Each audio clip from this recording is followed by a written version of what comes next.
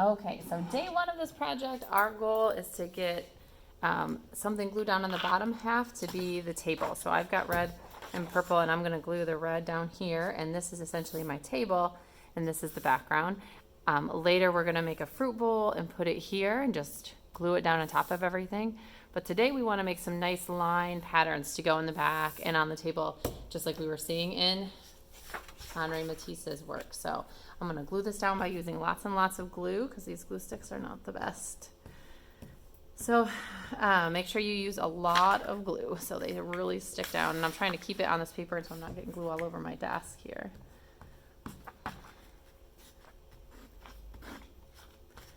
All right, so I'm gonna glue this down right along the bottom of my paper. So I wanna make sure that I can line it up there along the bottom. And if it has started to dry and become unsticky, I'm gonna put more glue underneath it, but hopefully it's good. Okay, so I've got this down. Take a minute to flip it over and write your name on it with a pencil. Probably not a pen because we don't want it to go through, marker to go through.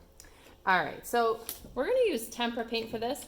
Tempera paint is mostly washable, but it can stain your clothes, so you wanna be careful with it. I just have a couple colors. I have white, and then I have some purple, but I put a little bit of white in there because I'm gonna lighten that up and make it a little bit lighter. You do not use water with tempera. So with watercolor, remember, I said make sure you use lots of water. You never dig into the paint. Tempera is different.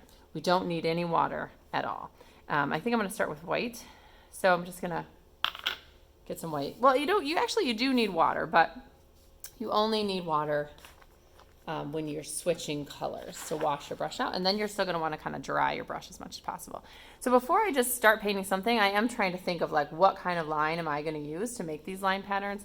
And I think I'm gonna start with like a spiral shape. And I'm not drawing it first. It's not gonna be perfect. That's okay. Another spiral and a dot. And I'm gonna switch patterns when I get to the table because that would have a different pattern on it, right? This is maybe the wallpaper pattern or something. And I could even maybe put a zigzag line here. And then I might come back and repeat that. Swirls, dots, zigzags, and keep going. If you wanted to divide your background up more into more patterns, you certainly can. But there I think is pretty much my pattern. I'm just getting paint whenever I need to.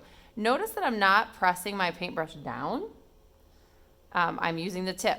I'm really only using the very end of the paintbrush on the paper to get a nice thin line. If I press my paintbrush all the way down, I'm gonna get a really fat line.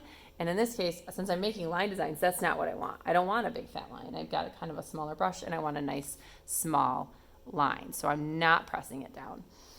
If you press it down, you're gonna end up with something much thicker.